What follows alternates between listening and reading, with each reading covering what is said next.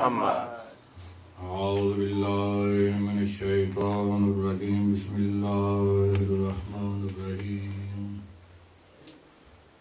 الحمد لله الذي لا يبلغ مدحته القائل ولا يوصي نعمه العابدون ولا يؤدي حقه المجتهدون الذي لا يدركه بعد الهمم ولا يناله ذوق الفتن الذي دل على وجوده افتكار الممكنات وعلى قدرته وعلمه احكام المصنوعات المتعالى عن مشابهة الجسمانيات المنزه بجلال قدسه عن مناسبة الناقصات نحمده حمدا يملأ به الأرض والسماوات ونشكره على نعمه المتظاهرات المتواترات ونستعينه على دفع البأساء والضراء في جميع الحالات. الصلاة والسلام على نبيه محمد صلى الله عليه وآله وسلم. اللهم صل على محمد وآل الآيات والبينات المكمل بطريقته وشريعته سائر الكمالات وعلى آله الهادين الذين أذهب الله عنهم الرجس وطهرهم عن الضلالات. أما بعد، قال الله تعالى في كتابه: بسم الله الرحمن الرحيم.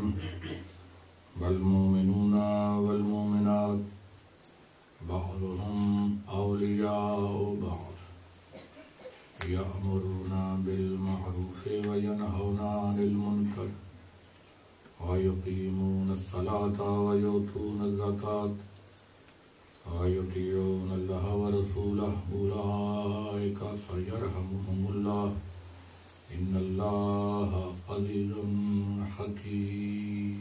الصلوات. اللهم صل على محمد وآل محمد. نعرہ تکبیر. اللہ اکبر. نعرہ تکبیر. اللہ اکبر. نعرہ رسالت. یا رسول اللہ. نعرہ رسالت. یا رسول اللہ. نعرہ حیدری. یا علی. نعرہ حیدری. یا علی. حسینیت زندہ باد. حسینیت زندہ باد. یزیدیت مرد آباد. یزیدیت مرد آباد. بآواز بلند صلوات. اللہم صلی علی محمد وآل محمد. دعا ہے خالق کائنات کی پاک بارگاہ میں اللہ رب العزت بانیان مجالس کی صفحے ماتم بچھائی ہوئی اپنی بارگاہ میں منظور قبول فرمائے. عزاداران سید الشہداء، ماتم داران سید الشہداء، محبان اہل بیت، علماء کرام، ذاکرین اعظام جہاں کہیں بھی اپنی اپنی عبادت میں مصروف ہیں، مولا ان کی عبادت اپنی بارگاہ میں منظور قبول فرمائے. ہم سب کو مقصد شہادت مظلوم کربلا، مقصد عزاداری سید الشہداء سمجھنے کی، لوگوں کو سمجھانے کی، اپنی زندگیوں کو اس مقصد کے مطابق ڈھالنے کی مولا توفیق عطا فرمائے. عزاداری سید الشہداء کا مولا دن دگنی رات چوگنی ترقی عطا فرمائے. خالق کائنات کا سورہ توبہ سے میں آپ کے سامنے فرمان نقل کر رہا ہوں. مومنین کا آپس میں ایمان کا رشتہ ہے، ایک دوسرے کو امر بالمعروف نہی عن المنکر کرتے ہیں، ماشاءاللہ جی. نماز پڑھتے ہیں، زکوٰۃ ادا کرتے ہیں. اللہ اور اللہ کے رسول کے اطاعت گزار ہیں. یہی وہ لوگ ہیں جن پہ اللہ اپنی رحمتوں کی بارش نازل فرمائے گا. ماشاءاللہ. آیت اتنی سادہ ہے کہ اس کا ترجمہ پہلے دن ہی آپ کے ذہن میں بیٹھ گیا تھا، لیکن میں ہر روز یہ ترجمہ دہراتا ہوں تاکہ آپ کو پتہ چلے کہ مومن کسے کہتے ہیں۔ سبحان اللہ، واہ واہ واہ۔ مومن کی علامتیں اس میں خالق یہ کہنا مومن کو کیا کرنا چاہیے۔ تو مومن کی پہلی علامت یہی اس آیہ مجیدہ میں خالق کی کائنات نے ارشاد فرمائی کہ وہ امر بالمعروف کرتے ہیں اور نہی عن المنکر کرتے ہیں۔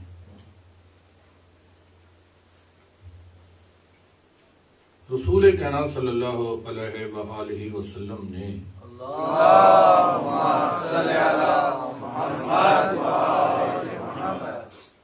صحابیوں سے ارشاد فرمایا میرے پاس جبریل آئے ہیں، مجھے ایک فہرست دے گئے ہیں، اس فہرست میں چند صحابیوں کے نام ہیں جن کی جنت مشتاق۔ واہ سبحان اللہ۔ ہم سب تو ایسے مومن ہیں کہ ہم جنت کے مشتاق ہیں۔ واہ، ویسے شیعہ جو شیعہ ہے اس کو جنت کی خواہش نہیں ہے، اس کو رضائے طاہرہ کی خواہش ہے۔ ہمارے مشہور شاعر ہیں پنجاب کے اختر چنیوٹی، ان کا بڑا مشہور شعر ہے، انہوں نے مومن کو اور شیعہ کسے کہتے ہیں اس کو ایک مصر میں سمیٹ دیا ہے۔ اختر در بطول سے ادنا سی شے نہ مانگ، اختر در بطول سے ادنا سی شے نہ مانگ، کم ظرف تو نے خواہش جنت فضول کی۔ واہ واہ واہ، سبحان اللہ۔ سمجھا کو خواہش جنت ہے ہی نہیں، ہمیں در زہرا کے اوپر جھک جانے کی ہی خواہش ہے۔ اللہ کرے ہم وہ صحیح معنی جھک جائیں۔ فرمایا میرے پاس ایک فہرست لے کر آئے ہیں جبریل، اس فہرست میں چند صحابیوں کے نام ہیں جنت جن کی مشتاق ہے۔ حضور نے نام نہیں بتائے، محفل برخاست ہو گئی،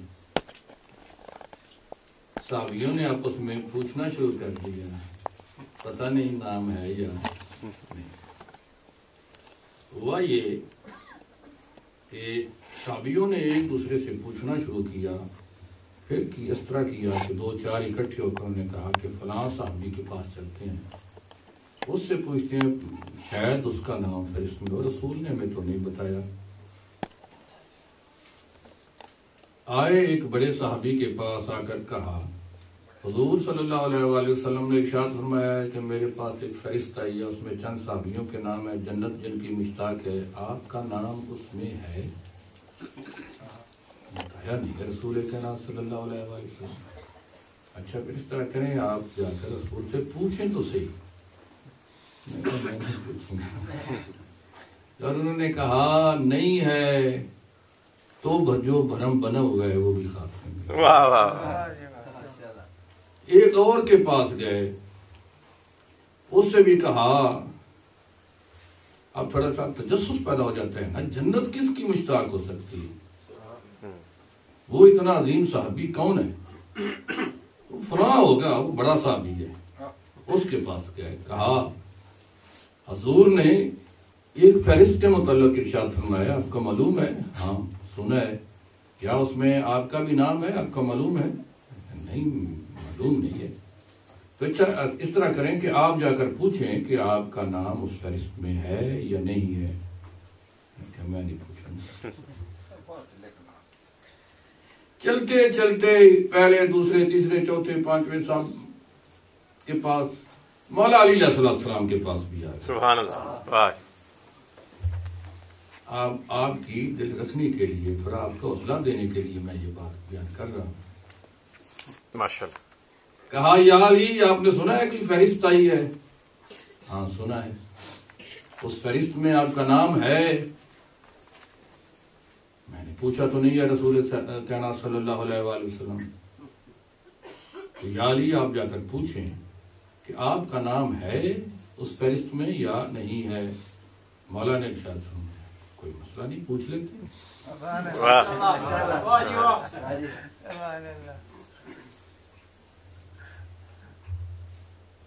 پوچھتے اس لیے ہیں اگر میرا نام اس فہرست میں ہوا تو اللہ کا شکر ادا کروں گا، لوگوں کو سمجھا رہے ہیں پریشان نہ ہو،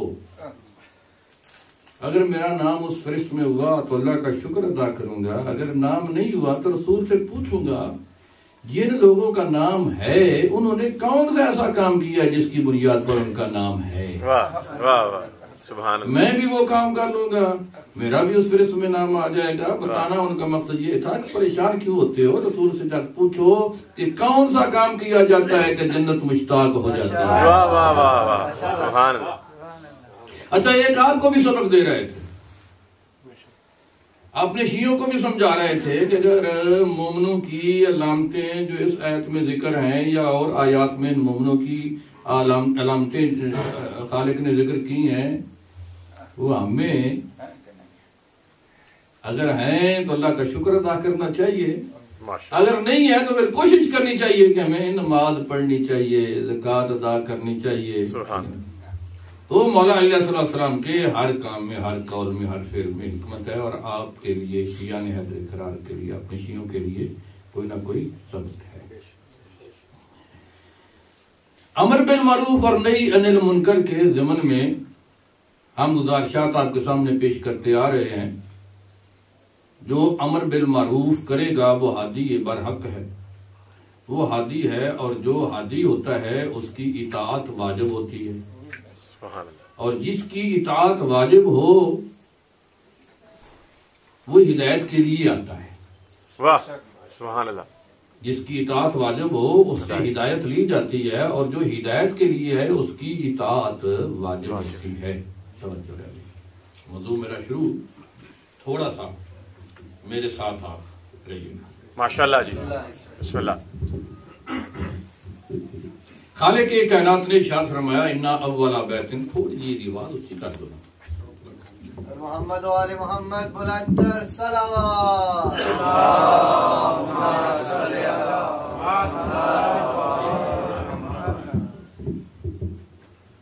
ارشاد فرمایا انا اول بیت وضع للناس للذی ببکۃ مبارکا وہدی للعالمین۔ بات ہدایت کی ہو رہی ہے۔ ہم سوچتے ہیں یا تو انسان ہدایت کرنے والے ہیں یا فرشتے یا نبی اور ائمہ اطہار علیہ السلام ہدایت کریں گے۔ خالق کائنات کا ارشاد ہے انا اول بیت وضع للناس للذی ببکۃ مبارکا وہدی للعالمین، میں نے گھر بنایا ہے، گھر رکھا ہے اپنا، پہلا گھر ہے اس دنیا میں، اس کو اس لیے بنایا ہے کہ یہ عالمین کے لیے باعث برکت بھی ہو اور باعث ہدایت بھی ہو۔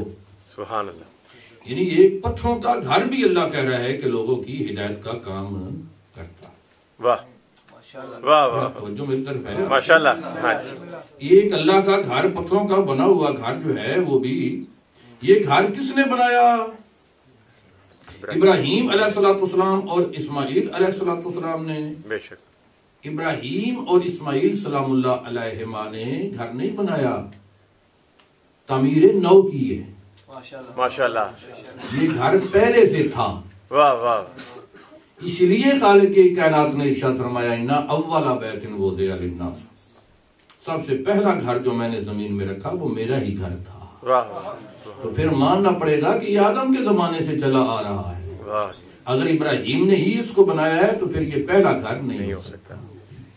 سبحان یہ بیت المعمور چوتھے آسمان پہ ہے، اس کے نقشے پہ بنا، آدم کے زمانے میں تھا، حضرت نوح کے زمانے میں تھا۔ تمدید زمانہ کے ساتھ میں گفتگو لمبی نہ کروں، آدھا وقت تو میرا ختم بھی ہو چکا ہے، گفتگو لمبی نہ کروں، میں اپنے مفہوم پہ آؤں۔ ابراہیم علیہ السلام کو خالق نے بتا دیا کہ یہ جگہ ہے میرے گھر کی، یہاں اس کی بنیادیں ہیں، مٹی ہٹاؤ، ان بنیادوں پہ بنیادیں رکھ کے تعمیر نو کرو، اثر نو تعمیر کرو اس کو۔ ماشاءاللہ، سبحان اللہ۔ وہ جگہ بتا دی گئی، اذ بوأنا لابراہیم، ابراہیم کے لیے وہ جگہ واضح کر دی گئی ماشاءاللہ کہ یہ ہے وہ جگہ میرے گھر والی، اس کو صاف کرو، صاف کر کے یہاں پہ میرا وہی گھر دوبارہ بنا دو. حضرت ابراہیم نے اسماعیل علیہ السلام کو بھی ساتھ ملایا اور گھر بنانا شروع کر دیا. ماشاءاللہ. اب گھر کس طرح بنا؟ کوئی پتھر اللہ کی مرضی کے بغیر نہیں لگا. واہ واہ واہ. کوئی مٹی کا ڈھیلا اللہ کی مرضی کے بغیر نہیں لگا. کوئی پانی کا قطرہ اللہ کی مرضی کے بغیر نہیں لگا.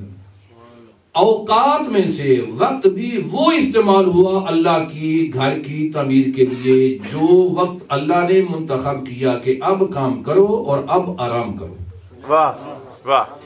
اللہ کی مرضی کے مطابق وقت بھی لگا. جو وقت اللہ نے کہا اسی وقت کو استعمال کیا. جو پتھر اللہ نے کہا وہی پتھر استعمال کیا. جو پانی اللہ نے کہا وہی پانی استعمال کیا. جو مٹی اللہ نے کہی وہ مٹی استعمال ہوئی. 2 نبی بنانے والے ہیں, اللہ کے حکم پہ بنانے والے ہیں. اللہ کے حکم کی تھوڑی سی بھی حکم عدولی نہیں کی. جو اللہ نے کہا ہے اسی کے مطابق اللہ کا گھر بنایا ہے. گھر جب بن گیا تو 2 معصوم نبیوں نے بنایا ہو, اللہ کی مرضی کے خلاف کوئی کام بھی نہ ہوا ہو, کوئی مٹیریل بھی اللہ کی مرضی کے خلاف استعمال نہ ہوا ہو, تو کیا یہ گھر بنتے بنتے نجس ہو جائے؟ یہ معصوم نبی بنانے والے ہوں اللہ کے حکم پہ, تو کیا جب بن رہا تھا تو بنتے بنتے یہ نجس ہو گیا؟ نہیں. معصوم بنانے والے ہیں, اللہ کے حکم پہ بنانے والے ہیں. اللہ کے حکم پہ پتھر مٹی پانی استعمال ہوا, اوقات بھی اللہ کے حکم کے مطابق منتخب ہوئے. تو اس کا مطلب یہ ہے جب گھر بنا تو بنتے بنتے نجس نہیں ہوا. جب مکمل ہو گیا تو اللہ نے کہا اے میرے دونوں نبیوں انطہر بیتی للطائفین والعاکفین والرکع السجود, اب میرے گھر کو پاک رکھنا. واہ واہ واہ واہ واہ. سبحان اللہ. اب میرے گھر کو پاک رکھنا, یہ جو ہے نا انطہر بیتی انطہر دونوں مل کے اس کو پاک رکھنا. سبحان اللہ. میں پاک رکھنا ترجمہ کر رہا ہوں, اس کا یہ بھی ترجمہ ہو سکتا ہے کہ اس کو پاک کرنا. ماشاءاللہ. کیوں پاک کرنا ترجمہ نہیں کر رہا؟ اس لیے کہ اللہ کے نبیوں نے معصوموں نے بنایا ہے, یہ نجس تو ہو ہی نہیں سکتا, یہ تو پاک ہے. جب طہارت کا حکم آئے گا تو پاک کرنا ترجمہ نہیں بنے گا بلکہ اس کو پاک رکھنا. بالکل اسی طرح خالق کائنات نے کیا فرمایا یطہرکم تطہیرا. میں ان کو پاک کروں گا نہیں, میرا ارادہ پاک کرنے کا نہیں, پاک تو یہ ہے میں ان کو پاک رکھوں گا. سبحان اللہ. لِيُذْهِبَ عَنْكُمْ الرِّجْسَ, اور رجاستوں کو دور رکھوں گا. یہ بھی نہیں کہا کہ آپ کو رجاستوں سے دور رکھوں گا. سبحان اللہ. اللہ نے یہ نہیں کہا کہ اہل بیت کو رجاستوں سے دور رکھوں گا, کہا میں رجاستوں کو اہل بیت سے دور رکھوں گا. اس لیے کہ اگر کہا جاتا کہ میں اہل بیت کو رجاستوں سے دور رکھوں گا تو اس کا نتیجہ یہ نکلتا ہے اہل بیت رجاستوں کی طرف جانا چاہتے ہیں لیکن اللہ ان کو روک رہا ہے. اہل بیت رجاستوں کی طرف نہیں جائیں گے, اہل بیت رجاستوں کی طرف نہیں جاتے, رجاستیں بڑھیں گی اہل بیت کی طرف. اللہ کہہ رہا ہے میں ان کو روک کے رکھوں. واہ واہ واہ. سبحان اللہ. سبحان اللہ. نعرہ حیدری. انطہر بیتی للطائفین والعاکفین والرکع السجود. ہے میرے 2 نبیوں, میرے گھر کو بنایا ہے, پاک ہے, اس کو پاک رکھنا.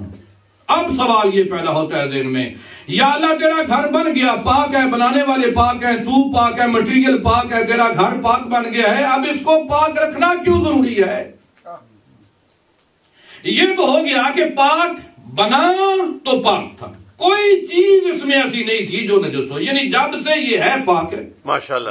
بے شک. اب اس کو پاک رکھنا کیوں ضروری ہے؟ خالق کائنات نے ارشاد فرمایا اس لیے کہ اگر میرے قرآن کی مکمل تلاوت کرو اور ترجمے کے ساتھ تفسیر کے ساتھ پڑھو تو تمہیں اس سوال کا بھی جواب مل جائے گا. میں نے اِنَّ أَوَّلَ بَيْتٍ وُضِعَ لِلنَّاسِ لَلَّذِي بِبَكَّةَ مُبَارَكًا وَهُدًى لِلْعَالَمِينَ, اس کو اس لیے پاک رکھنا ضروری ہے, میں اس کو عالمین کے لیے ہدایت بنا رہا ہوں. واہ واہ واہ واہ واہ. سبحان اللہ. سبحان اللہ.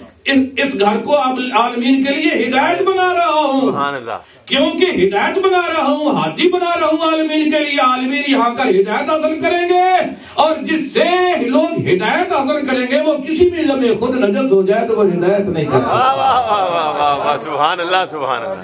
اس کا مطلب یہ ہے کہ ہدایت جس کا بھی کام ہے, ٹھیک ہے, ہدایت جس کا بھی کام ہے اس کو ہر لمحے پاک ہونا اس کا ضروری ہے. زندگی کے کسی لمحے میں وہ نجس نہیں ہو سکتا. کہا یہ پتھروں کا گھر ہے، پاک ہے، اس کو پاک رکھنا تاکہ یہ ہدایت کا کام کر سکے. میں اس کو ہادی بنا رہا ہوں، اس کے ذریعے میں عالمین کو ہدایت دوں گا. کیونکہ میں نے اس کے ذریعے عالمین کو ہدایت دینی ہے، اس لیے اس کا پاک رہنا ضروری ہے، اس کو پاک رکھنا توجہ رہے. ماشاءاللہ، واہ واہ. جو اللہ اپنے گھر کی طہارت کی ضمانت اپنے گھر کی ڈیوٹی لگا رہا ہے، دو نبیوں کی کوئی پاک رکھنا، کیا وہ اللہ اپنے گھر کو نجس ہونے دے گا؟ نجس ہونے دے گا؟ بھی سارے مل کے کہو، وہ اللہ جو نبیوں سے کہہ رہے اس کو پاک رکھنا، وہ اپنے گھر کو نجس ہونے دے گا؟ نجس نہیں ہونے دے گا. بھئی توجہ رہے، نجس نہیں ہونے دے گا، توجہ رہے. میں ایک بات آپ کے سامنے کہنا چاہتا ہوں کہ یہ جب بچہ ہوتا ہے نا، 1 دن کا، 2 دن کا، 4 دن کا، یہ نجس ہوتا ہے یا پاک ہوتا ہے؟ اچھا، اگر آپ اس کو نجس مان لیں تو اس کے یہ لعاب دہن بھی نجس ہے. اگر آپ بچے کو اٹھایا ہوا ہے اور اس کا لعاب دہن آپ کے جسم پہ لگ گیا، کپڑے پہ لگ گیا، آپ نماز نہیں پڑھ سکتے، نجس ہو گیا. لیکن اگر وہ پاک ہے تو اس کا لعاب دہن پاک ہوگا، اس کی تھوک وغیرہ آپ کے، اس کا پسینہ آپ کے جسم کو لگ جائے، کپڑوں کو لگ جائے تو وہ پاک رہے گا. بچہ پاک ہے یا نجس ہے؟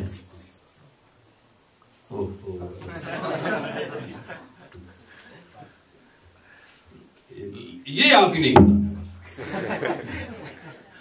بچہ پاک ہے یا بچہ طہارت اور نجاست میں توجہ رہے، یہ فقہ کی بھی بات ہے. بچہ اپنی طہارت اور نجاست میں تابع ہے اپنے والدین کا، اس کو تربیت کہتے ہیں. طبیعت میں آ کر پاک ہو جاتا ہے. کیونکہ مثال میرے ذہن میں جو آئی ہے وہ میں اگر دوں گا تو آپ کہیں گے یہ مثال اچھی نہیں دی آپ نے، تو میں مثال دیتے ہی نہیں. طبیعت میں پاک ہوتا ہے. چلو ایک مثال آپ کو دے دیتا ہوں. یہ جو لکڑی کا پٹڑا ہوتا ہے نا، جس پہ مردے کو غسل دیا جاتا ہے، مردے کے جسم کے ساتھ نجاست بھی ہوتی ہے، وہ نجاست جب اترتی ہے تو پٹڑا نجس ہو جاتا ہے نا. جب غسل مکمل ہو جاتا ہے تو پکڑے کا اس کا کیا کہتے ہیں، تختے کو دھویا جاتا ہے. میت پاک ہو گئی، اس کی طبیعت میں یہ تختہ بھی پاک ہو جاتا ہے. ماشاءاللہ. اس کی طہارت نجاست تابع ہے میت کے، اس کی طرف ساتھ اس کے ساتھ اس کی وجہ سے نجس ہوئے، اس کی وجہ سے ہی پاک، اس کو دھونے کی ضرورت نہیں. مثالیں اس کی کئی. بچہ اپنی طہارت اور نجاست میں تابع ہے اپنے والدین کے. اگر مسلمان کا بچہ ہے تو پاک ہے، کافر کا بچہ ہے تو واہ واہ واہ واہ واہ واہ واہ، سبحان اللہ. کافر کے گھر میں والدین کافر ہیں، ان کا بیٹا ہے، اس کو آپ اٹھا لیتے ہیں، اس کا پسینہ آپ کے جسم پہ، کپڑوں پہ لگ جائے، نجس ہے. اس پہ آپ اس کے ساتھ نماز نہیں پڑھ سکتے. مسلمان کا بچہ ہے، آپ اپنے بچوں کو اٹھاتے ہیں، لعاب دہن لگتا ہے، اس کا پسینہ لگتا ہے، آپ اسی کے ساتھ نماز پڑھ لیتے ہیں، وہ پاک ہے. بچہ اپنی طہارت اور نجاست میں اپنے والدین کے تابع ہے. ماشاءاللہ. اگر والدین کافر ہیں تو یہ نجس ہے، اگر والدین مسلمان ہیں تو یہ پاک ہے. توجہ رہے، جو اللہ اپنے گھر کی طہارت کی ضمانت اور ڈیوٹی اپنے نبیوں سے لے رہا ہے کہ اس کو پاک رکھنا، اس کو پاک رکھنا، وہ اللہ اپنے گھر کو کبھی نجس نہیں ہونے دے گا. وہ اپنے گھر کو کبھی نجس نہیں ہونے دے گا. اور علی ابن ابی طالب کا بیت اللہ میں پیدا ہونا اس بات کی دلیل ہے کہ خالق کائنات کے نزدیک ابو طالب مسلمان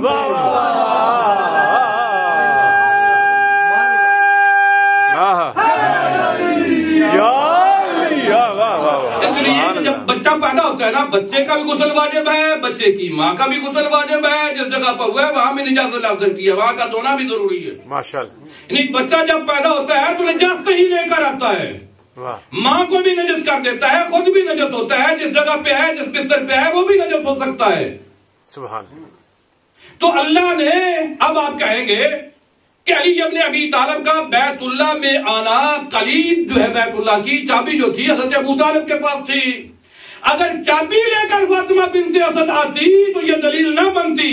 فاطمہ بنت اسد چابی لے کر نہیں آئی، خالق کائنات نے بلایا ہے میرے گھر میں آ جاؤ. دیوار کعبہ نے پھٹ کر بتا دیا ہے کہ بی بی اپنی مرضی سے نہیں، اللہ کی مرضی سے. سبحان اللہ سبحان اللہ. اور علی ابن ابی طالب کا اس گھر میں آ جانا. اگر ابو طالب کافر ہوتے تو نعوذ باللہ نجاست کا حکم تھا. جو اللہ نبیوں سے کہہ رہے میرے گھر کو پاک رکھنا, وہ علی ابن ابی طالب کی ولادت کبھی بیت اللہ میں نہ ہونے دیتا. علی کی بیت اللہ میں ولادت اس بات کی دلیل ہے علی کے والدین مسلمان تھے. سبحان اللہ سبحان اللہ. نعرہ تکبیر, نعرہ رسالت, نعرہ حیدری.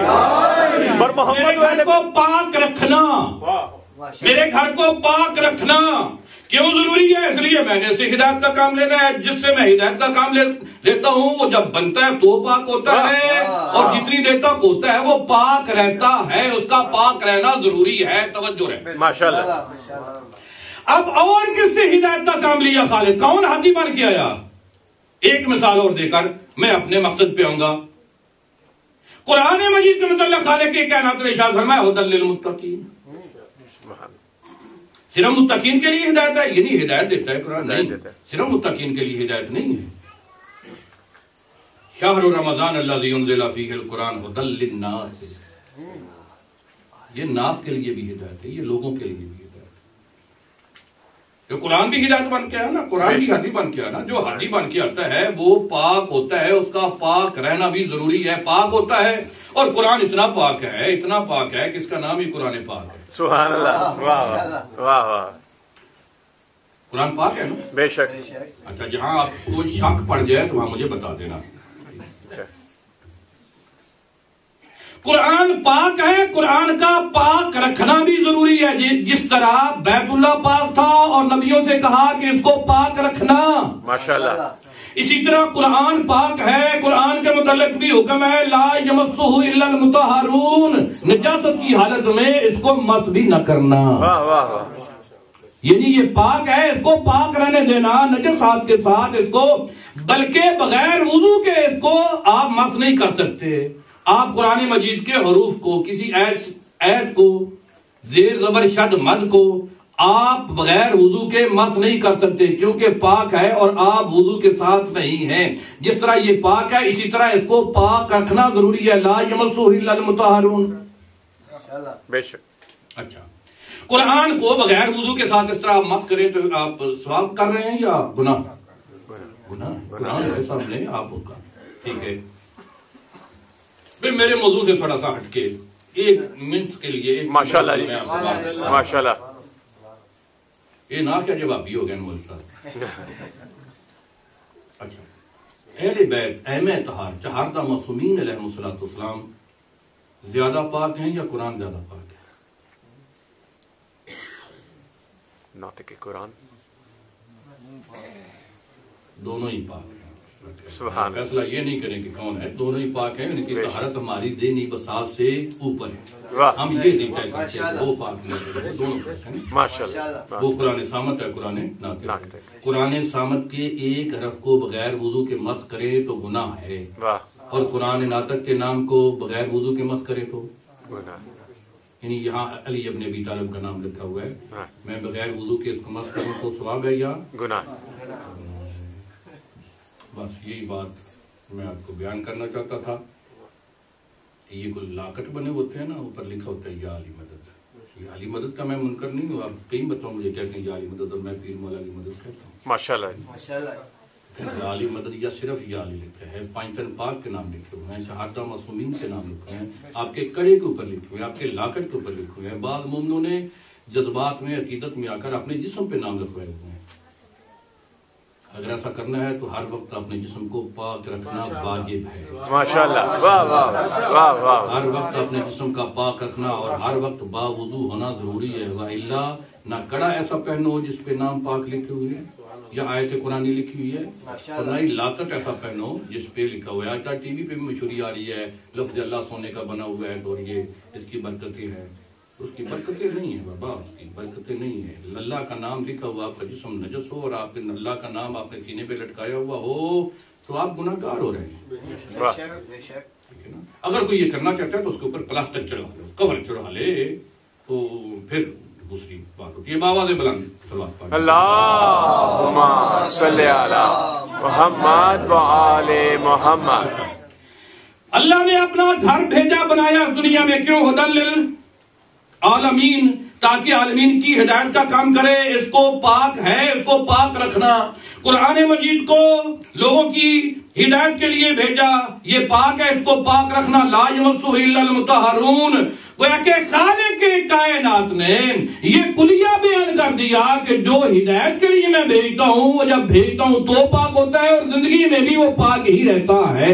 اگر ہادی برحق کی کسی کو تلاش ہے تو اتنی زیادہ تلاوتیں کرنے کی ضرورت نہیں ہے، کتب کا مطالعہ کرنے کی ضرورت نہیں ہے، مولویوں سے پوچھنے کی ضرورت نہیں ہے. بس ایک اصول خالق کائنات نے بیان کر دیا کہ ہادی برحق وہ ہوتا ہے جس کو میں ہدایت کے لیے بھیجتا ہوں. وہ ہو سکتا ہے میرا ہدایت یافتہ، میرا ہادی، میری طرف سے ہادی بنا ہوا صرف وہ ہوتا ہے جب دنیا میں آئے تو پاک ہو. دنیا میں جتنی دیر تک رہے وہ پاک ہی رہے، کبھی بھی کسی زمانے میں نجاست اس کے قریب نہ جائے. تو ہمارے پاس ایک معیار آ گیا. ہم کائنات عالم کے ہر ہادی جس نے دعویٰ کیا ہے کہ میں ہادی برحق ہوں، ہر ہادی کی زندگی پہ تھوڑی سی نگاہ ڈالتے ہیں. نگاہ ڈالنے سے پہلے ہم اس کی پیدائش پہ جاتے ہیں. جب پیدا ہوا تھا اگر نجس تھا تو وہ ہادی نہیں ہو سکتا. محمد صلوات محمد و آل محمد. تو پھر یہ تو طے ہو گیا کہ 40 سال کے بعد کلمہ پڑھنے والے ہادی برحق نہیں ہوتے. کہ ہادی وہ ہوتا ہے جب بنتا ہے، آتا ہے تو پاک ہوتا ہے. پھر اللہ کہتا ہے ان کو پاک رکھنا. ماشاءاللہ.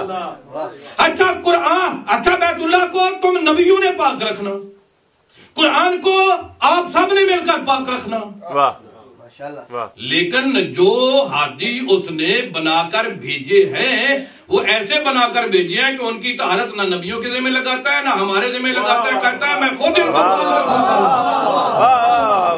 سبحان اللہ سبحان اللہ.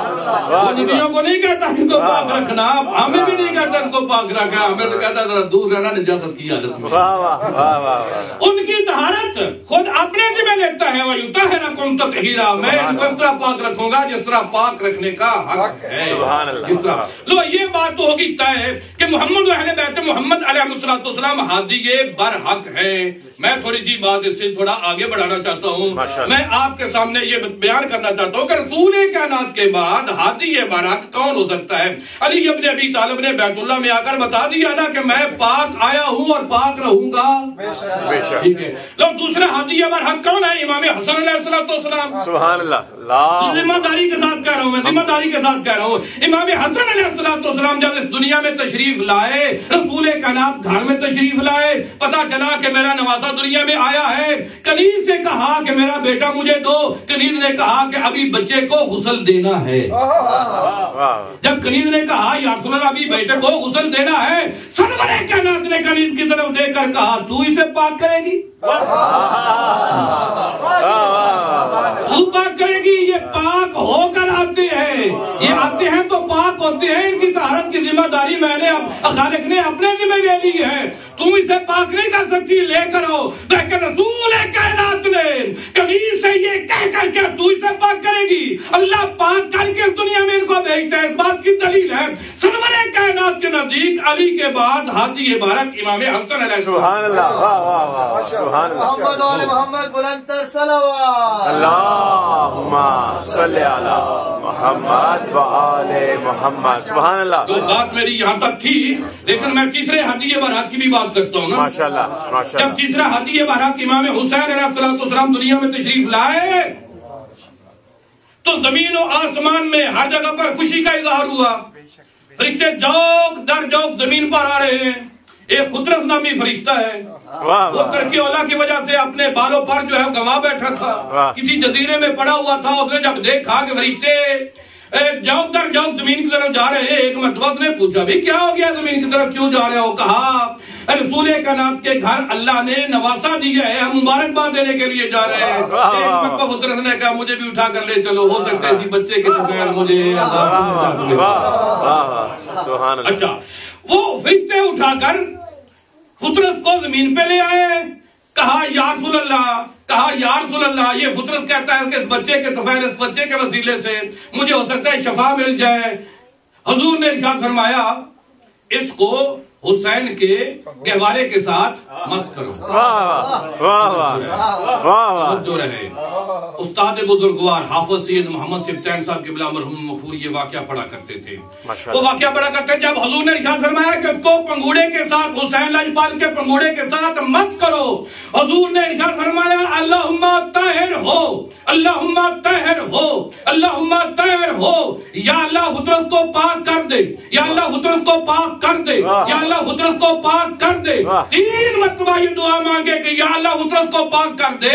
پھر فرشتوں کی طرف دیکھ کر کہا حضرت کو میرے حسین کے پنگوڑے کے ساتھ مس کرو.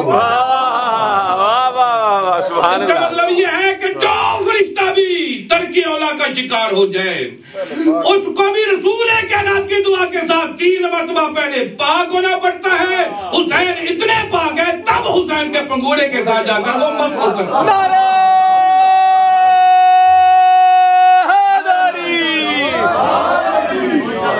نعرہ تکبیر، اللہ اکبر، نعرہ رسالت، یا رسول اللہ، نعرہ حیدری، یا علی. ماشاءاللہ سبحان امام حسن علیہ السلام اللہم جب تختے خلافت پہ جلوہ فغن ہوئے نا تو آپ کا ایک صحابی آپ کا ایک شیعہ ہے سفیان بن ابی لیلہ،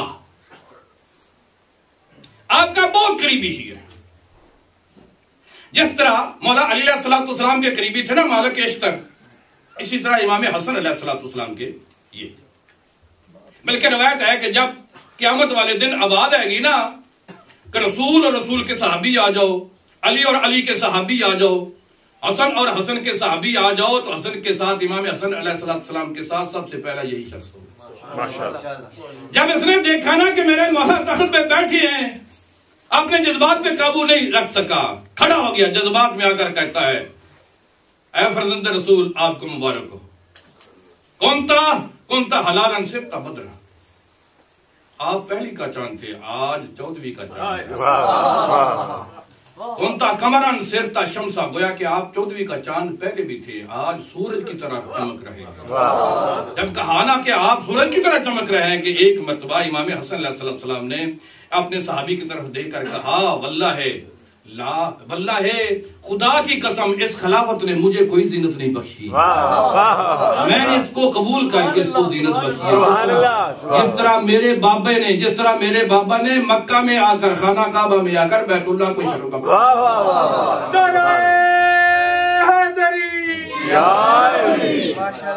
ہاں کفا بھی شرفن، مجھے شرف کی ضرورت نہیں ہے. کفا بھی شرفن انا جدی فی قلب من لا قلب لہو، مجھے میرے لیے یہی فخر کافی ہے کہ میرا نانا وہ ہے کہ اس کے دل میں بستا ہے جس کا دل ہے ہی کوئی نہیں. انا ابی وجہ من لا وجہ لہو، میرا بابا اس کا چہرہ ہے جس کا چہرہ کوئی نہیں. سبحان اللہ. انا امی حجاب من لا حجاب لہو، میری ماں اس کا حجاب ہے جس کا حجاب کوئی نہیں. میرے لیے یہی فخر ہے. مولا امام حسن علیہ السلام اپنے صحابیوں کے ساتھ ایک سفر پہ جا رہے تھے. سفر شام کی طرف جاری تھا، سب نے روزہ رکھا ہوا تھا، شاید رمضان کا مہینہ تھا.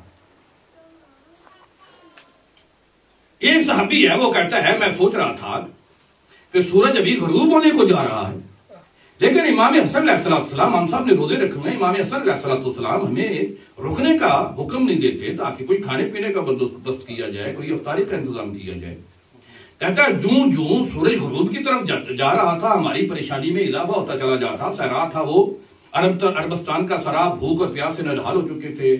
کہتا ہے جب سورج غروب ہو گیا تو ہماری پریشانی کی انتہا نہ رہی، ہم اب امام حسن علیہ السلام کو کہہ بھی نہیں سکتے تھے. کہتا ہے کہ جب سورج غروب ہوا امام حسن علیہ السلام نے کہا رک جاؤ. کہتا ہے میرے دل میں خیال ہے اب رکنے کا کیا فائدہ، اب تو کھانا پکانے میں بھی 2-3 گھنٹے لگ جائیں گے. کہتے ہیں ایک مرتبہ رفع راسہ والسماء، امام حسن علیہ السلام نے آسمان کی طرف دیکھا، آسمان کی طرف دیکھ کر کوئی اشارہ کیا، آسمان کے دروازے گویا کہ کھل گئے، فرشتوں کے گول زمین کی طرف آنا شروع ہو گئے. کہتا ہے ہم دیکھ رہے تھے فرشتے نازل ہو رہے ہیں. فرشتے گروہ در گروہ نازل ہوتے جا رہے ہیں. آ کر انہوں نے دسترخوان بچھانا شروع کر دیے. بعض کے ہاتھ میں آفتابے لوٹے تھے. انہوں نے وہ بڑے امام حسن علیہ السلام کی طرف مولا ہاتھ بڑھائیں, ہم آپ کے ہاتھ دھلاتے ہیں. جب فرشتہ بڑھانا امام حسن علیہ السلام کی طرف, مولا ہم آپ کے ہاتھ دھلاتے ہیں. کہا نہیں, پہلے میرے شیعوں کو دھلا. کہتے ہیں ہاتھ دھل گئے, دسترخوان لگ گیا, کھانا تو چن دیا گیا, ہم نے روزہ افطار کیا. کہتا ہے زندگی میں اتنا لذیذ کھانا میں نے نہیں کھایا. کہتا ہے کہ میرے ذہن میں خیال آیا, ہم کھانا کھا رہے ہیں, دسترخوان لگا ہوا ہے, کھانا بڑا لذیذ ہے, امام حسن علیہ السلام اوپر چکر لگا رہے ہیں, دیکھ رہے ہیں کہ میرے شیعہ کس طرح کھانا کھا رہے ہیں, سکون لے رہے ہیں, اطمینان لے رہے ہیں. امام حسن علیہ السلام کہتے ہیں میرے ذہن میں خیال آیا, اتنا لذیذ کھانا میں نے زندگی بھر نہیں کھایا, ہو سکتا ہے پھر زندگی میں ملے نہ ملے, کچھ کھا لیتا ہوں, کچھ چھپا لیتا ہوں, کچھ بچا لیتا ہوں اور کچھ کھا لیتا ہوں, اور پھر یہ مزیدار کھانا پھر ٹھہر کے پھر کھا لوں گا. پھر کہتا ہے میرے ذہن میں خیال آیا, جس نے اس صحرا میں اتنا لذیذ کھانا دیا ہے, مجھے رکھنے کی کیا ضرورت ہے, وہ جب چاہے گا پھر بھی دینے کی صلاحیت رکھتا ہے. کہتا ہے جب میرے ذہن میں یہ خیال آیا نا, جس نے دیا ہے یہ پھر بھی دے سکتا ہے, یہ کہہ کر یہ میرے ذہن میں خیال آیا, میں اوپر دیکھا, امام حسن سامنے کھڑے ہیں. ارشاد فرماتا ہے تو نے صحیح سوچا ہے. سبحان اللہ, سبحان اللہ. ارشاد فرماتا ہے تو نے صحیح سوچا ہے. امام حسن علیہ السلام مدینے کی گلی میں ایک شام کا شخص آیا, آپ کی سواری دیکھ کر, آپ کا لباس دیکھ کر. امام حسن علیہ السلام کا دسترخوان بڑا مشہور تھا, آپ کا لباس بھی اچھا ہوتا تھا, لوگ سلام کر رہے تھے. اس شامی نے کہا, کسی نے پوچھا یہ کون ہے جس کا لوگ احترام کر رہے ہیں, مدینے میں آیا ہوا تھا. کہا یہ حسن ابن علی ہیں. حسن ابن علی کا سننا تھا کہ اس نے امام حسن علیہ السلام کے سامنے ناسزا الفاظ ادا کرنا شروع کر دیے. اس نے شام کی تبلیغات کا اس کے اوپر اثر تھا نا. جب اس نے ناسزا سخت الفاظ امام حسن علیہ السلام کے سامنے آپ کے متعلق کہنا شروع کر دیے تو امام خاموش رہے. جب کہہ کے خاموش ہو گیا تو امام علیہ السلام نے ارشاد فرمایا, میں محسوس کرتا ہوں تو میرے شہر میں کوئی مسافر ہے, کوئی مہمان ہے. تیرے پاس اگر کھانا نہیں ہے تو بتا, میں تجھے کھانا کھلاؤں. تیرے پاس سواری نہیں ہے تو بتا, میں تجھے سواری کا انتظام کروں. تیرے پاس کوئی ٹھہرنے کی جگہ نہیں ہے تو میں تیرے ٹھہرنے کا کوئی انتظام کروں. اتنے اچھے اخلاق کے ساتھ امام حسن علیہ السلام نے اچھا اخلاق پیش کیا کہ جب امام حسن علیہ السلام خاموش ہوئے, یہ ہے امر بالمعروف نہی عن المنکر. امام حسن علیہ السلام خاموش ہوئے, سر جھکا کر کہتا ہے مولا مجھے معاف کر دیے, میں نے آپ کے متعلق کچھ اور سنا تھا لیکن آپ تو کچھ تھا. مولا علی علیہ السلام کا جب آخری وقت تھا نا, تو مولا کی شہادت کے بعد دفن کرنے کے بعد امام حسن علیہ السلام واپس جا رہے تھے نا, راستے میں ایک خرابہ تھا, اس خرابے سے رونے کی آوازیں آ رہی تھی. اب یہ ممکن نہیں تھا کہ امام حسن علیہ السلام کے کانوں میں رونے کی آواز اور امام حسن گزر جائیں. ایک خرابہ سا تھا. آپ آگے جا کیا دیکھا, ایک نبینا شخص ہے بیٹھا رو رہا ہے. امام حسن علیہ السلام نے آگے بڑھ کر اس نبینے کا سر اپنی گود میں لیا, گود میں رکھ کر اس کے بالوں میں اپنے ہاتھ پھیرا, شفقت بھری محبت بھری گفتگو کی. کہا کس کی انتظار کر رہے ہیں, کس کے متعلق کہہ رہا ہے کہ 3 دن ہو گیا, نہیں پتہ نہیں کہاں چلا گیا ہے. کہا مجھے معلوم نہیں ہے, ایک شخص تھا, آتا تھا, جس طرح آپ نے زانوں پہ میرا سر رکھا ہے, اس طرح اپنا میرا سر اپنے زانوں پہ رکھ دیتا تھا, جس طرح تیرا لبو لہجہ ہے, بالکل اسی طرح ہی اس کا پیار اور شفقت بھرا لہجہ تھا. ہر روز مجھے کھانا کھلاتا تھا. تو امام حسن علیہ السلام نے کہا تو نے پوچھ لیا ہوتا. کہا کئی مرتبہ پوچھا ہے, جب بھی پوچھتا تھا وہ یہ کہتا تھا بس اتنا ہی سمجھ لو کہ ایک مسکین کے پاس. امام حسن علیہ السلام کا کو میرا بابا تھا, آج میں اپنے بابا کو دفن کر کے آیا. جب مدینے سے قافلہ چلا تھا نا, حسن کا بیٹا 13 سال کا تھا, حضرت قاسم 13 سال کا تھا. خاندان طہارت کا پروگرام, الگ سے سواری نہیں ملی حضرت قاسم کو, مقدرات عصمت و طہارت کے ساتھ سوال کیا گیا. شریعت جانتا تھا یہ بچہ. اس کے ذہن میں خیال آیا مجھے بچہ سمجھ لیا گیا ہے, اور اتنا بچہ سمجھ لیا گیا ہے کہ مجھے مستورات کے ساتھ سوار کیا گیا، الگ سے سواری نہیں ملی. ہو سکتا ہے بچہ سمجھ کے مجھے کربلا میں جنگ کی بھی اجازت نہ ملے. اب ذہن میں یہ سوال تھا کہ ہو سکتا ہے مجھے بچہ سمجھ کے کربلا میں جنگ کی اجازت نہ ملے اور میں شہادت سے محروم ہو جاؤں. ذہن میں یہ سوال تھا، یہ کوشش کر رہے تھے میں اپنے چچا سے کس طرح پوچھوں. بھئی کربلا میں دو شہیدوں نے عجیب انداز میں امام حسین سے اجازت طلب کی. ایک کا نام ہے حضرت جون اور ایک حضرت قاسم. حضرت جون نے جب امام حسین علیہ السلام سے اجازت طلب کی ہے نا، تو امام حسین علیہ السلام نے فرمایا جون میں جانتا ہوں تو بڑھاپے کے دن سکون اور آرام کے ساتھ گزارنے کے لیے میرے پاس آیا تھا، میں تجھے کس طرح اجازت دوں. جب کہا نا تو اطمینان کے دن میرے پاس گزارنے کے لیے آیا تھا، میں تجھے کس طرح اجازت دوں. ایک مرتبہ حضرت جون نے امام حسین کی طرف دیکھ کر کہا نہیں مولا میں جانتا ہوں کہ میرا خون سیاہ ہے نا، آپ نہیں چاہتے کہ میرا خون بنی ہاشم کے خون کے ساتھ ملے، لیکن میں خدا کی قسم کھا کر کہتا ہوں میں بنی ہاشم کے خون کے ساتھ اپنا خون ملا کے رہوں گا.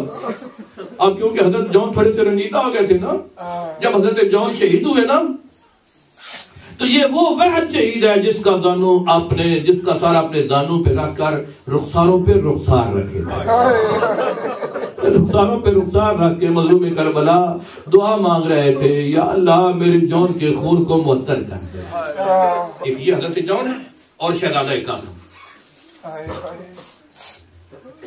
جس رات مظلوم کربلا نے لوگوں کو اکٹھا کر کے چراغ کی روشنی بجھا دی تھی، کہا تھا جو جانا چاہتا ہے وہ چلا جائے. اس وقت اس کو موقع مل گیا حضرت قاسم کو کھڑے ہو کر کہا چچا کیا شہدائے کربلا میں میرا نام بھی ہے. ایک مرتبہ اپنے بھتیجے کی طرف دے کر کہا قاسم موت کو کیسا پاتی ہو؟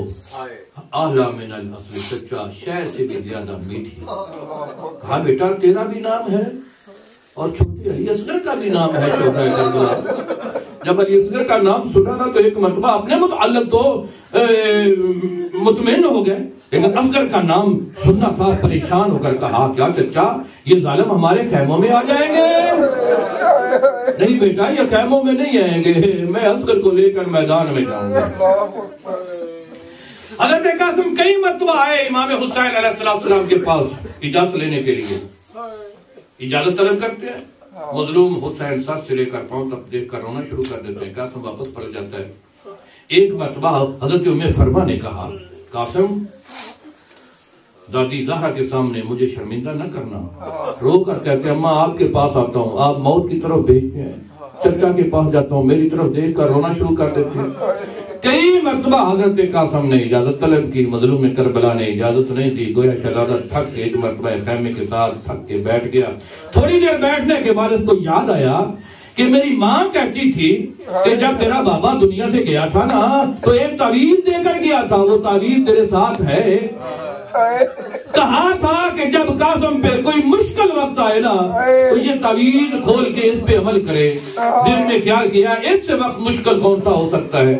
تعویذ کھولا، تعویذ میں لکھا ہوا تھا اے میرا بیٹا قاسم یہ تعویذ تو اس وقت کھولے گا جس وقت تیرا چچا دشمن کے درجے میں گر چکا ہو. کاش میں اس وقت ہوتا میں اپنے بھیا کی مدد کرتا. قاسم بیٹا اپنے چچا کی مدد کرنا. تعویذ کھول کے امام حسین علیہ السلام کے پاس آ کر منہ سے کچھ نہیں بولے، تعویذ آگے بڑھا دیا. مظلوم کربلا نے خط پڑھا. تعویذ پڑھنے کے بعد قاسم نے لے کر خیمے میں آئے. پاک بی بی زینب سلام اللہ علیہ سے کہا بہن زینب قاسم کو تیار کرو، حسن کا امامہ لے کر آؤ، حسن کی قبا لے کر آؤ. حسن کی شبیہ بنا کے قاسم کو کربلا کے میدان کی طرف بھیجا. میں مختصر کرتا ہوں، قاسم کو میدان کربلا کی طرف بھیجا. قاسم میدان کربلا کی طرف گئے. حضرت ام فرما 4 وسیلوں کے ساتھ اپنے بیٹے کی جنگ دیکھ رہے ہیں. قاسم کو دیکھ رہے ہیں حضرت عباس، حضرت عباس کو مظلوم کربلا حسین دیکھ رہے ہیں. خیمے کے دروازے کے باہر حضرت فضا دیکھ رہی ہے. خیمے کے اندر حضرت فروا ہے. حضرت فروا کی نگاہ حضرت فضا کے چہرے پہ ہے. حضرت فضا مظلوم کربلا کی طرف دیکھ رہی ہے. مظلوم کربلا عباس کی طرف دیکھ رہے ہیں. فروا کے ذہن میں خیال ہے اگر میرے قاسم پہ کوئی مشکل وقت آیا نا تو ایک مرتبہ عباس کے چہرے کا رنگ بدلے گا. عباس کے چہرے کا رنگ بدلے گا. مظلوم کربلا کے چہرے کا رنگ بدلے گا. مظلوم کربلا کے چہرے کا رنگ بدلے گا. فضا کے چہرے کا رنگ بدلے گا. فضا کے چہرے کا رنگ بدلے گا. میں سمجھ جاؤں گی اللہ نے میری قربانی قبول کر لی. ان ظالموں نے ایک اردک نامی پہلوان، اس کے 4 بیٹے پہلوان تھے. اس نے اپنا ایک بیٹا بھیجا، حضرت قاسم نے فنار کیا. دوسرا بیٹا اس کا آیا، حضرت قاسم نے فنار کیا. اس کے 4 بیٹوں کو فنار کیا. یہ انتقام کی آگ میں بھڑکتا ہوا خود میدان میں آیا. اردک کا میدان میں آنا تھا کہ ایک مرتبہ عباس کے چہرے پہ، ایک مرتبہ عباس کے جسم پہ کب کپی آئی. امام حسین نے پوچھا عباس کیا ہوا؟ کہا شام کا بہت بڑا پہلوان آ رہا ہے اور میرا قاسم ابھی چھوٹا ہے. جب کہا قاسم چھوٹا ہے مقابلے میں اردک نامی شام کا بہت بڑا پہلوان آ گیا. ایک مرتبہ مظلوم کربلا نے دعا کے ہاتھ بلند کیے، یا اللہ میرا قاسم پیاسا نہ ہوتا، یا اللہ شہادت ہم بنی ہاشم کا ورثہ ہے لیکن مغلوب ہونا ہماری سیرت میں نہیں ہے. میرے قاسم کی مدد فرمانا. حضرت قاسم نے اردک کو بھی فنار کیا. اردک کو فنار کر کے فوج شیعہ پہ حملہ کیا کہ ایک ظالم نے آواز دی ارزقو ھذا الولد، اور شامیوں اور کوفیوں اس بچے پر پتھروں کی بارش کرو. پتھر دائیں لگتا تھا قاسم بائیں جھک جاتے تھے. پتھر بائیں لگتا تھا قاسم دائیں طرف جھک جاتے تھے. ایک مرتبہ پھر اس نے اعلان کیا اب تیروں کی بارش کرو. تیر دائیں لگتا تھا بائیں طرف سے گزر جاتا تھا. شہبہ نے ایک مرتبہ چھپ کے کمر پہ وار کیا. قاسم گھوڑے سے زمین پہ آئے. ایک گھوڑے سے زمین پہ آنا تھا کہ ایک مرتبہ چچا کو مدد کی آواز دی. مظلوم کربلا نے تلوار ہاتھ میں لی، فوج شیعہ پہ حملہ کیا. گھوڑوں کا دوڑنا تھا، قاسم پامال ہو گیا. جتنی دیر تک گھوڑے میں تھا قاسم تھا، گھوڑے سے اترا مقصوم ہو گیا، تقسیم ہو گیا. ایک مرتبہ مظلوم کربلا نے کربلا کے میدان میں آ کر ہمارا قاسم بیٹا کہا ہے، شیعہ آزاد رہو. مظلوم کربلا نے قاسم کہا ہے. کربلا کے کونے کونے سے آوازیں چچا بہ جاؤ، چچا بہ جاؤ. مظلوم کربلا نے کعبہ کا دامن پھیلایا. مظلوم کربلا نے جس طرح مالی پھول چنتا ہے نا، میدان کربلا نے پھول چننے شروع کیے. قاسم کی لاش کا کوئی ٹکڑا یہاں سے اٹھایا، کوئی یہاں سے اٹھایا. ایک چھوٹی سی گٹڑی بنا کے مظلوم کربلا قیام کی طرف لے کے آئے. فرما نے کہا مانا کیا میرے بیٹے کو دفن کر کے آ گئے ہو؟ کہا نہیں قاسم کو ساتھ لے کر آیا ہوں. کہا قاسم کہا ایک مرتبہ گٹڑی کھول کے دکھلا دی. ساری بیویوں نے ماتم کیا، بیویوں نے رونا شروع کیا. واہ حسینہ واہ قاسمہ کہ فرما رو نہیں رہی. لاش کا ایک ٹکڑا اٹھاتی ہے پھر رکھ دیتی ہے، ایک ٹکڑا اٹھاتی ہے پھر رکھ دیتی ہے. مظلوم کربلا نے کہا فرما کیا دیکھ رہی ہے؟ ایک مرتبہ بی بی نے رو کر کہا میں قاسم کے رخسار دیکھ رہی ہوں.